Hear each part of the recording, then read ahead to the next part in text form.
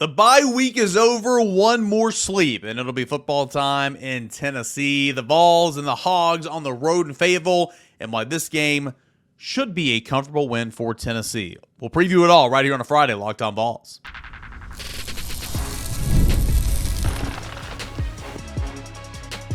You are Locked On Vols, your daily podcast on the Tennessee Volunteers. Part of the Locked On Podcast Network, your team every day. Hey, good Friday morning, everybody. Welcome into Locked On Vols. I am your host, Eric Kane. Appreciate you for being here, making Locked On Vols a part of your morning routine, your first listen, you everydayers. Couldn't do this show without you guys. You know it. We're free and available wherever you get your podcast. Tell your friends. Let's continue to grow this show. Show today that's presented by our friends over at FanDuel. You can place your first $5 bet, and you're going to get started with $200 in bonus bets guaranteed.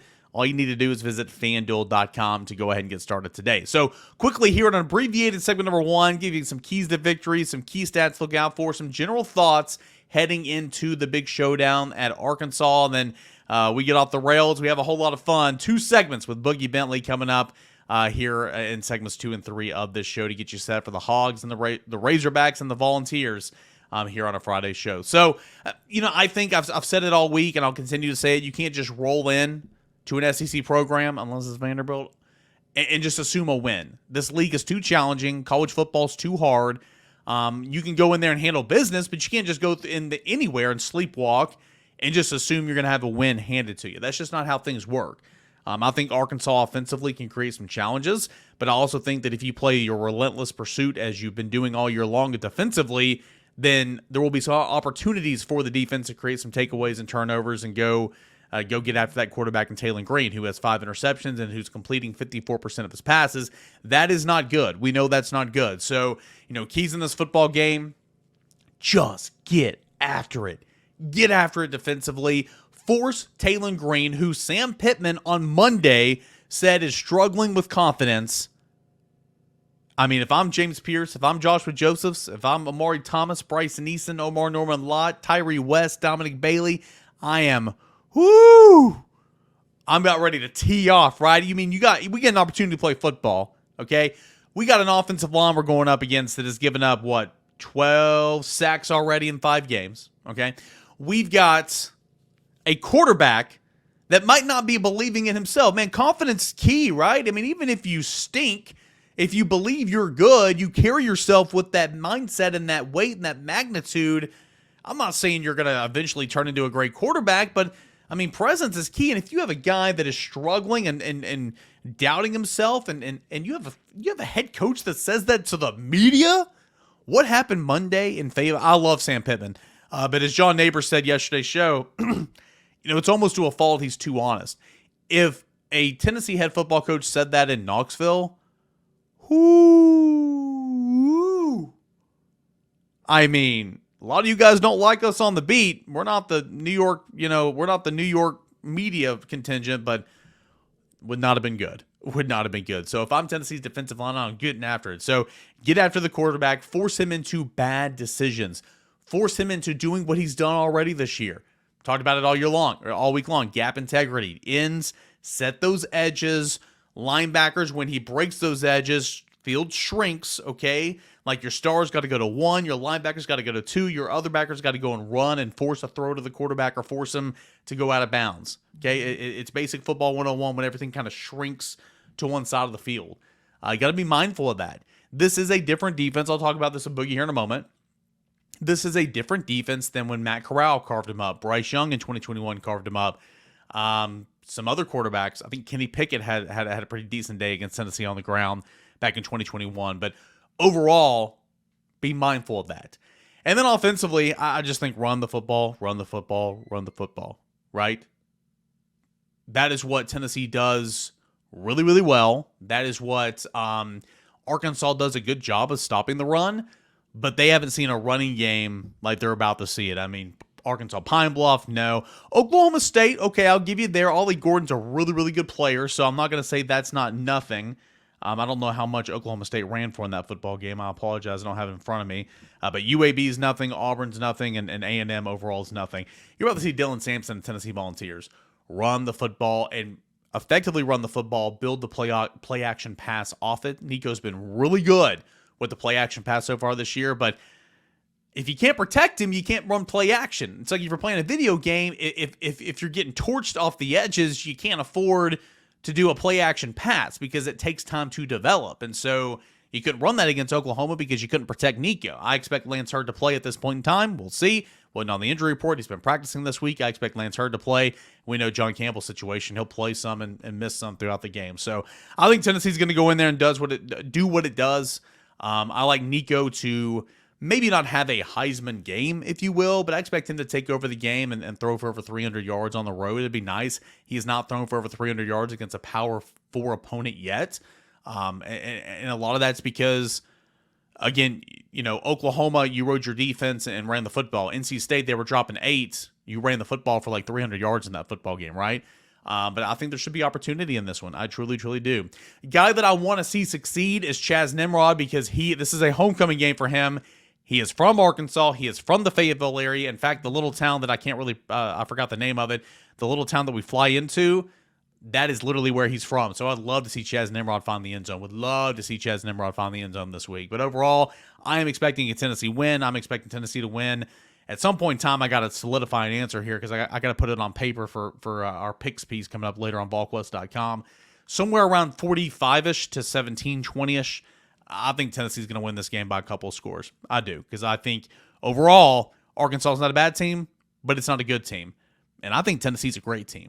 And that's what it comes down to it for me. So we got Boogie Bentley coming up next, so stay tuned. We get into the weeds yet again right here on a Friday edition of Locked On Vols. Stay tuned.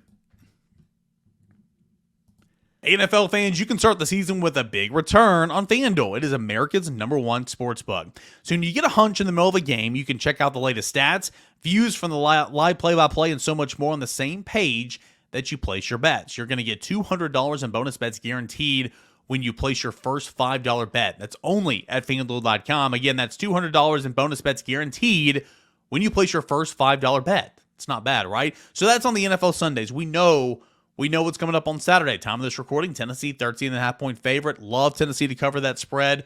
100% love Tennessee to cover that spread. And I like the over. I think Tennessee's offense is going to get rolling. I truly, truly do. I think Tennessee's going to run the football well, and I think Nico's going to light it up a little bit. So understand Arkansas' defense has been pretty decent so far, but they haven't seen anything like they're about to see here with Tennessee's offense. So I like the over at 60.5. All those plays over at FanDuel Sportsbook. Visit FanDuel.com to check out all the odds for this college football season, NFL season. FanDuel, it's America's #1 sportsbook. FanDuel, it's where you can make every single moment more over at FanDuel Sportsbook. And I also want to tell you about our friends, proud sponsor of the show, that is Home Field Apparel. It's the official apparel partner, apparel sponsor of Locked On Vols. Football season is here. You can smell it in the air. And if you're heading out to Neyland Stadium, they're going to be returning home after this week for, about a month. So if you're heading out to Neyland Stadium here over the next month, you can be decked out in style thanks to Home Field Apparel. Can't miss Kickoff 2024 campaign. Get your football boxes, coaching jackets, bomber jackets, and more. Contains 3 never-before-seen items for the University of Tennessee that are not available anywhere else. Curated so fans can have new gear to wear all season long, suitable for all weather conditions. It's been rainy here lately. It felt like fall a couple weeks ago. Now this week it's like mid-80s, which I don't like in East Tennessee in the month of October. But the shortest season of the year is always fall in East Tennessee, but we should be getting some fall weather here soon. Platinum VIP boxes receive additional items as well, such as a new hat and a ringer, VIP koozie, guaranteeing you 20% off early access to Tennessee football releases throughout the 2024 season. So no more missing out on Home Field because it is sold out. It's free. It's available now, so go check it out at homefieldapparel.com. Homefield Apparel is a premium collegiate apparel brand based in Indianapolis, focusing on creating incredibly comfortable, officially licensed apparel with vintage college designs. And we know there's a lot of great vintage designs for the University of Tennessee. Check them out. A wide range of colleges available, but Tennessee, in my opinion, is the best one. You can check it all out at homefieldapparel.com. Homefieldapparel.com. Homefieldapparel.com to go ahead and get started today. Tennessee's at Arkansas coming up tomorrow, and we like to call these next 2 segments a little Locked On Talking Vols. Eric Kane, Locked On Vols, meets Boogie Bentley of the Talking Vols Network. Boogie, it's good to have football being played again, right? It feels like it's been a couple weeks. It's only been 1 week, But with the bye week, but it feels good to be back, right? Yeah, it felt like an eternity, man. We kind of joked about it last week. It's like, oh, we can cruise into the bye week. It's coming off the bye week. That's hard to do. By the way, man, there's a lot of speculation on Twitter right now going around, and people are saying that my agent told me to hold out and not come on Locked On Vols. You remember when you were a kid and you used to like sit down on steps and pretend it's a slide and you just slide step? But I decided to do that last night at the age of 43. Not by design. Like I just decided that my socks wouldn't mix well with my hardwood floors, so I just took a splash and then we rode all the way to the bottom.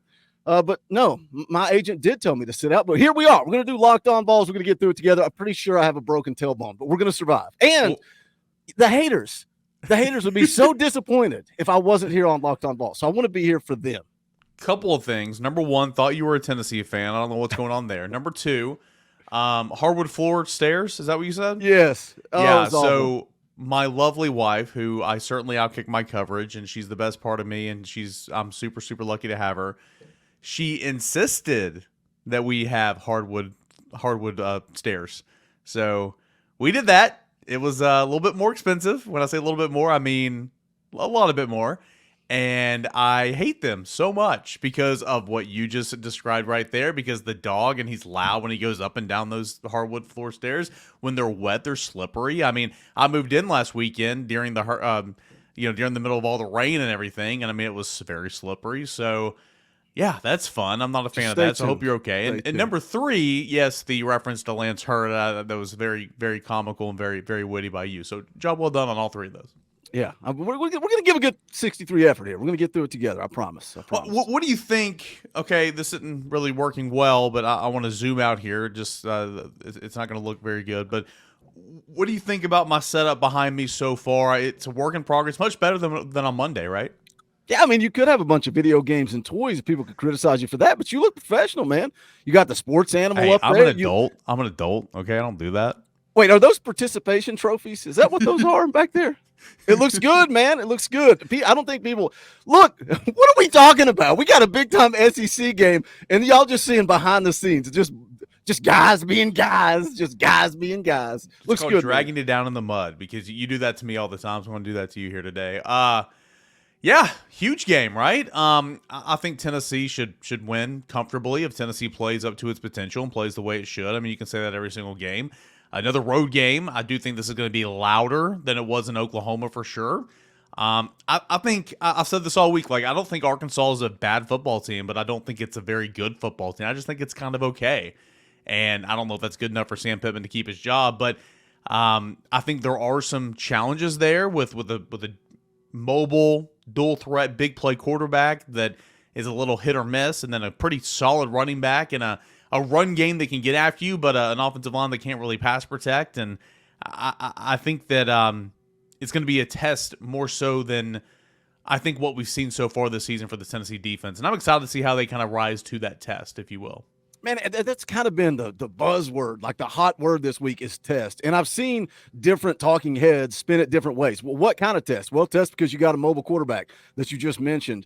A test because some people are calling it a trap game. I don't see this as a trap game. You're coming off of a bye week, and I get it. If there was no bye week and you had this sandwich right on top of the Oklahoma game, all the emotions for Josh Heupel, the emotions for this football team, and then you got the Gators next week, I get calling it a trap game there, but I just don't see Josh Heupel having this football team's going to be ready to go on Saturday night. They've not done anything this season to tell me like trap game. Like what about Kent State, right? Everybody wants to devalue who Tennessee's played. Did they have trouble getting up and getting started for Chattanooga or Kent State or NC State? No, this team has been dialed in and ready to go every single week. The bye week, I think they're going to be – I was watching the Players Lounge where the players sit down and they do their little YouTube show. Good stuff, man. And Jake Merklinger was on there, and they were kind of talking about this game, and they were talking about did they watch any games last week, and he was talking about Arkansas and Texas A&M. He's like, who won that game? Like, they're so dialed in and focused, they don't even know if Arkansas is coming off of a win or loss. They don't care. All they are focused on is their assignment and their job coming up on Saturday night. What do you think about Taylen Green? Again, by the end of the week, it feels like I've just said the same things over and over and over, depending on who I'm talking to. But I want to get your thoughts on it. I think that he is a very Jalen Milroe type quarterback, but certainly not Jalen Milroe. Don't hear me wrong there. Jalen Milroe is much, much better. But he's a guy that can make plays and will make plays, in my opinion. But he's a guy that will get rattled and will give you the football. I mean, that's been his bugaboo all season long. It's like, yeah, there's been a lot of boom. There's been some boom, but where there's boom, there's been bust. 5 interceptions, couple fumbles. His completion percentage is not there. So, again, the parallels to Milroe is big, long, escapability, able to, on 3rd and 7, go get 8, that type of stuff. So I think it's going to be a challenge where Tennessee struggled in that regard in years past, but, the Matt Corrals and the Bryce Youngs that tore up Tennessee's defense, that it's the defensive line for the most part, the same guys, but they're 2 years older, but different linebackers, different DBs. I think this is a different defense, and that shouldn't be an issue outside of maybe a play or two. That sounds like battered Vols syndrome, right? Oh, we always get beat by mobile quarterbacks. We always get beat by backup quarterbacks. That's because we're talking about things that have happened over the span of 20 years that us as Vol fans have been miserable watching. And we kind of see Taylen Green and you see this athletic mobile quarterback, and then you go into panic mode because of 20 years of battered Vol syndrome. But I mean, you said it. You said it all. He's going to make plays, right? He's athletic. He does have that escapability. And that's okay, because I think this team is built. If he goes out and he makes a few plays and he gets in, Arkansas is going to score some points. They are. This team is good enough to not be impacted by that. And I think, seeing when Nico had the couple of turnovers a couple of weeks ago, how did this team respond? How did they respond, against Oklahoma when they had the turnovers? I think this team truly, the Butch Jones mentality of snap and clear, I think they truly get snap and clear. And it's just, let's just go play another down. And that's the way Nico was. But going back to Green, he is going to make plays, but the pressure, that is the key, getting pressure on him. You mentioned he's got the five interceptions. He's only completing 54% of his passes. Yeah. So he is not very accurate with the football. Their turnover margin, 89th in the country. I think that is a huge advantage for Tennessee, being able to get after him, being able to get pressure on him, force him into a mistake, maybe see some athleticism in the secondary. Maybe my boy, Jacoby Thomas, gets a little interception on Saturday night. We'll see. But I think, yes, he's going to make plays, but I think Tennessee also has a huge opportunity to force him to make mistakes. 3 turnovers against Oklahoma State, a turnover against UAB, 2 turnovers at Auburn, and 3 turnovers last week against Texas A&M, a team that has certainly turned the football over. They do run the football well, and you got KJ Jefferson out, and you got Rocket Sanders out, and your offense got significantly better. I would not have seen that coming from miles and miles away, but your offense has gotten a lot better. But you brought in a Utah transfer in Jaquindon Jackson, who's a really good player, and you're running behind an offensive line that is averaging 5.2 yards per pop and has 18 rushing touchdowns, whereas in 23, you had 9 total rushing touchdowns, 8 in one game, I've been told, against Arkansas Pine Bluff, which is just amazing to think about how bad Arkansas was last year. Tennessee's rush defense, really, really salty, really, really stingy. Is it going to hold up on Saturday on the road? I think so. And when you look at the overall numbers for Jackson, right, he's rushed for over 500 yards, 6.5 yards a carry, 9 touchdowns. It's like, oh man, I gotta dig into this. I gotta find the what's really going on here, because I think Tennessee can stop anybody in the country against the run. You just rattle off the numbers. It's ridiculous. The tackles. Here's some more numbers. Last week though, 10 carries, 37 yards. See, I know you do your homework too. So 509 yards, averaging 6.5 a carry, 101 against Arkansas Pine Bluff, 149 against Oklahoma State, who, by the way, has the 117th worst rush defense in the country. Woo. Oh, 147 against UAB. Guess who has a worse rush defense than Oklahoma State? That's UAB, 118th in the country. So we put up 150 against the awful Oklahoma State run defense. We put 147 up against UAB. What has he done against the SEC? 75 yards against Auburn, average 3.5 yards a carry, 37 yards against Texas A&M, average 3.7 yards per carry. I don't think Auburn and I don't think Texas A&M has the defense that Tennessee has. I mean, you got the number. Who thought we would be? And I get it, level of competition. I can't wait. I can't wait till this season's over so we can say, did Tennessee play anybody yet? Like, are y'all satisfied yet? Who thought 4 weeks in Tennessee was going to have the number 2 scoring defense in the country? And then rushing defense, not surprised at all. They're allowing 1.6 yards per carry on the ground. I think they're a little bit better than Auburn and a little bit better than Texas A&M. So we will see. We will see what Jaquindon Jackson has for Tennessee on Saturday night. I like it. We're going to continue talking Tennessee and Arkansas here on this Locked On Talking Vols crossover here with Boogie Bentley. I'm Eric Kane. Coming up next, so stay tuned here on a Friday edition of Locked On Vols. Stay tuned.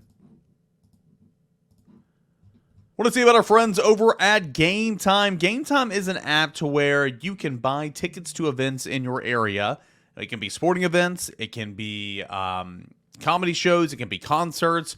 Whatever it is, you can buy tickets to those events on the Game Time app. And when you download that Game Time app, you can put in the promo code LOCKEDONCollege, and you're going to get $20 off your first purchase when you do that. Terms apply. Put in that promo code LOCKEDONCollege for $20 off. Download Game Time today or go to gametime.co, and you're going to see great things like the lowest price guarantee, where Game Time is going to credit you 110% of the difference if you find a cheaper ticket somewhere else in the same section. The all-in prices, views from your seats so you know exactly what you're paying for, and they've got the Game Time picks to where you don't have to sit around and work through all this fluff. They can show you great deals up front, and so you're not wasting time or money. Plus, they have the best customer service policy in the ticketing industry. All this and more on the Game Time app. Download Game Time today. Last-minute tickets, lowest price, guaranteed. Continue to buy tickets to Tennessee football games on the Game Time app. Tennessee and Arkansas, 7:30 Eastern Time. That's going to be on ABC. I'm Eric Kane, back with Boogie Bentley here for our Friday Lockdown Talking Vols segment. We talked a little offense for Arkansas in segment one. Let's look at that defense. It's a defense that has been salty so far. It's been salty, by the way, is my new word. I don't know if you picked up on that. I've said it probably 20 times in the last week and a half. Well, I saw those Cheez-Its back there over your shoulder, and I was craving a little salty snack. But then beside it, Yeehaw Brewing. Have you tried those? Have you popped the top on one of those yet? So derailed. Here we go. It's fine. It's fine. I'm going to pull up my mic here. So I did not. Here we go. I feel like a weather person. I did not originally take the Cheez-Its box at the Citrus Bowl. I was like, nah, I'm good. And I was like, you know what? Actually, I want to put that in my backdrop. Somebody just take those. Look, it's coming in handy there.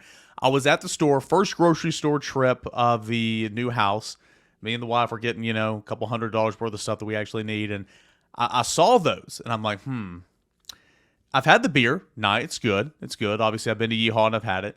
But really, I want the box. I want the box. So I bought one, put the beers in the fridge. I've got one up there on my Tennessee shelf, front and center. But, yeah, I've got the box down there. So it's a work in progress. We will we'll see what we look like here in the next couple weeks. Brought to you by Yeehaw Brewing. If you like Yeehaw Brewing, smash that thumbs up. Make sure you subscribe right here to Locked On Vols. We go every day, Monday through Friday. Make it your first listen of the day. Salty. I love it. That's how you do it. See, you say you want to drag us in the mud. That was a professional transition right there. I had to bring you back. Defense. Landon Jackson, good player, got going last week. Really talented player last year. Linebacker Xavier Sorey coming over from Georgia. He's been pretty good, leading the team in tackles. In the back end, they've got some vets. I do think they've given up a lot of passing yards, but I think they've gotten better as the week's gone on. Nico Slaughter starting at that star position. TJ Metcalf at safety. I mean, there's some Jaheim Singletary. There's some names that we know in here from either recruiting or the transfer portal. Overall thoughts on this defense so far for Arkansas?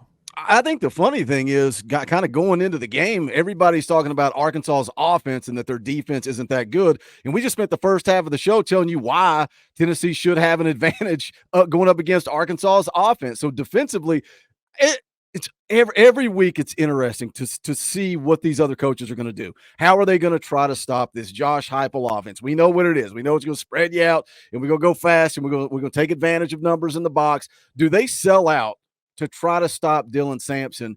And if they do, is this finally Nico's time to shine? I know a lot of people thought maybe it was going to be that Oklahoma game. I don't think we've seen what Nico truly is yet, right? We saw him sling the rock around against Chattanooga and Kent State. That doesn't mean anything. So what does this defense do on Saturday? Do they set up to stop the run and let Nico attack them? Because if there's a weakness here, it's their passing defense. It's down around 90th in the country. So I don't know. It'd be interesting to see what their game plan is, but I think that's kind of the way I feel every week going into every game, because we have so many weapons on offense. You got to choose what you're going to stop. Is Lance Hurd back? He's supposed to be. Is John Campbell healthy? Is he ready to go? I hope so. If those guys are back, I think Nico could have a game that we're going to be talking about on Saturday night. You're muted. Come on down here. WQR-TV, Tri-Cities Dodge, Chevrolet, and Nissan. Jeez, man, you sounded just like something I'd hear on the radio right there. I've got some work going on outside, so whenever you're talking, I'm muting because I'm respectful. Sorry, I'm also looking over here at this Pro Football Focus. They're dropping James Pearson. He's still a first rounder, but they're dropping him from a top 5 pick to a top 10 pick, it looks like. Okay, well, I think James Pearson is going to be just okay. But for Nico, I think the most important thing is, as you mentioned, getting Lance Hurd back out there, getting John Campbell out there to play a significant portion of snaps. I think it was a good idea, or not a good idea. I think it was a good sign that we didn't even see Lance Hurd on the injury report at all on Wednesday night. So that's great. I mean, he's been practicing. Again, it's by the minute. Things can change, but I think everybody, including us, we were surprised whenever Lance Hurd initially kind of showed up on that injury report the Wednesday heading in Oklahoma, because everything we had been told is like, precaution, probably could have played if they're, against Kent State, probably could have played if it was Oklahoma, want to take it safe. The way Josh Heupel answered that question in post-game media. And then for him not to play, I think that caught a lot of people by surprise, to be honest with you. So, that I think for him too, playing in this football game, he hadn't played since NC State. I mean, it's been a month. Like, he hadn't played football in a long time. So where's his cardio at? Well, in shape. I mean, yeah, Dane Davis is still going to be playing some offensive tackle, whether it be left or right in this football game. But I think it's imperative. I think it's huge to get those tackles back. And we'll see if Nico can, take over that game or have that Heisman-like game, if you will, like Hendon did against Florida, Hendon did and Jalen Hyatt did against Alabama. Certainly he's not lived up to expectation. He's not been bad, but he hasn't had that moment. So maybe it's this week, maybe it's not. Overall, Tennessee wins this game, Boogie. If they do, what and by how much? Well, we do our official predictions on Wednesday night, and my prediction was 41-20. And the more I looked at it, man, I felt like it was a 2-3 score game early in the week. But the more I just start crunching numbers and look at, I just think Tennessee's better. I think you compare quarterbacks. Nico versus Jackson. Who's a better quarterback? I think Green, sorry. I think Tennessee's got the better quarterback. Who's got the better defense? Tennessee. Who's got the better skill players? Tennessee. They've been really good on special teams. And I never talk special teams on my channel leading into the You're season. one of those guys. You're not a true football guy. You're not a true football guy if you don't love you some special teams. Now, do I spend time on my shows talking special teams? No, I do not. But I love me some special teams, okay? Kickoff, punt. You got to be a crazy SOB to run down that field on kickoff, even with these rule changes here. Continue. Sorry, you're not a real football guy, but yeah. General Neyland would be disappointed in me. And as Kirk Herbstreit called them, the commandments, General Neyland's commandments. Yeah, what the heck, man? What the heck? Anyway. Sidebar again. This is what is going on? Sidebar again. I'm back, mud. We're dragging. The amount of fans that were so upset with how the offense looked against Oklahoma truly don't understand what General's maxims were, right? Protect your lead, protect your quarterback, protect the football. That's exactly what Tennessee did against Oklahoma. So everybody's so upset, oh, Tennessee sucks, Tennessee's offense can't do this. Well, if you claim to be a big old Tennessee fan and want to follow the maxims that this team, I mean, it's not just Josh Heupel. Previous coaches have done the same thing. I mean, they're in the locker room. I mean, they recite them, man. It's like the Pledge of Allegiance every morning. I mean, they recite those maxims all the time, man. And that's exactly what Tennessee did at Oklahoma, was following that blueprint. So I thought it was funny. I saw a lot of, this is 2 weeks ago, obviously. I saw a lot of people like upset. It's like, well, protect our lead, protect our game, protect our football, protect our quarterback. I mean, those are all maxims. So anyway, continue. It just tells you we're back. Tennessee is back where they're supposed to be. When you've got people complaining about a win on the road against a top 15 opponent, and I know I've said the same thing for 2 weeks now coming off of that game, but you've not done that since 2006. Yeah. And we're complaining about that. We're complaining. And not only did you go win, you covered the spread, but I didn't like the way it looked. I want Nico to throw for 350. I want Dylan Sampson to run for 250. I want it to be like EA Sports College Football on a Tuesday night, unless Boogie throws to the flat. Then it gets ugly, and we won't. Boogie, talk about that. I know you play every Tuesday night, and you probably play more than that, even off stream. But like back when I played like NC Dubs or Madden or whatever, like way back in the day, my goal was always, all right, every single game, quarterback's got to get over 300, running back's got to get over 100. Like as a fan, I think we're programmed like, okay, Yes. Nico's got to get that. Dylan's got to get that. You know, it's like it's not a video game. Yeah, it's not. And like somebody even commented on one of my videos recently. I made an entire video over this. So they said, until we beat Florida by 20, I'm not happy. It's like we beat Florida twice, and like some people that tune in to our shows have only seen Tennessee beat Florida twice in their lifetime. And now just beating them is not good enough. We got to beat them by 20. But all of it, it's not good enough. It's not good enough. It just shows you that Tennessee is truly back, and they have an opportunity to take that next step on Saturday night, go get another SEC road win. And all these people saying, this is a test, this is a test, this is a test. Afterwards, they're going to say, well, Tennessee had the answers to the test. Arkansas is not that good. Moving on. I sat here, and I love JD. I love JD Piquel. I do. I love JD. But I sat there and listened and say, this could be a 5-0 Arkansas team. Ifs, ands, and buts, or candy and nuts. I don't care. They're not. And Tennessee's a better football team, and they're going to go take care of business on Saturday night. I love Locked On Talking Balls. All these guys in your comment section that you don't read, love that I drag you. I've seen it so many times. Dude, we get to see the real Eric Kane when Boogie comes on, because he completely brings out the real dude. That's what it's all about. No, it's fun for me. I mean, like, just like Tennessee, by the way, all these conversations that we get annoyed by sometimes, I would much rather have these conversations every single day than the conversations we were having in 2017 and 18, Exactly. 2020, all that type of stuff. No, I just enjoy it, man. And like, I mean, we need football just like fans on the general quarter need football really, really bad, because we're starting to make threads over just the stupidest stuff. We need football too, but I just enjoy, I don't know. I mean, it's like we always, a couple of weeks here lately, we've hit record and we're done. It's like, I'm sorry, man, I kind of got off the rails. Like, no, I think that's gold, honestly. I think it's great. So I'm having a good time. So you see, you got 41-20. I'm going to go somewhere around 45-17, 20, 21, somewhere around there. I mean, it's covering the spread and hitting that over for me in this football game. So Tennessee, we believe, is going to be 5-0, coming back home. Tennessee, Florida. How big is this next week going to be in Knoxville? I tell you what, Tennessee better take care of business. As much as I've ran my mouth and looked ahead to Alabama, they better put a beating on Florida. But I think that environment, surprise, it's going to be a night game. Didn't they say, they're checking Neyland too? Yeah, I don't think if they haven't announced it yet, I would assume that's going to be the Checker Neyland game. So I think it was announced. Maybe I'm wrong, but it's going to be electric, man. I think everybody knows we're a better football team than Florida, but I think for the fan base, they want to see Tennessee go out and take care of business. And then the big one is going to be the third Saturday in October. If Tennessee is 6-0 and Alabama is undefeated, that is going. How does game day not go there? Georgia and Texas are playing that day. How do they not go to two undefeated teams, rivalry game? And some of the pushback I've got on that is, well, they would rather go to a game that you don't get all the time in Georgia and Texas. And I kind of see that, but dude, top 5 matchup, undefeated teams. You got to be at Neyland. You're going to get Georgia and Texas every other year now. So, like, if you don't get it this year, it's all good. You'll get it at minimum 2 years, right? Or 3 years once we actually get in a true rotation. I'm here to tell you that if Tennessee handles business the next 2 weeks, 100% game day will be here.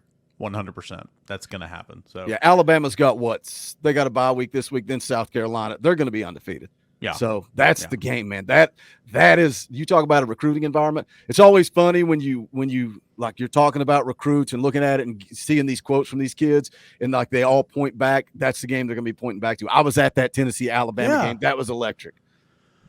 Whoo. All right. Tennessee and Arkansas, baby. Let's get after it. I got to handle business first. Boogie, what do you got coming up?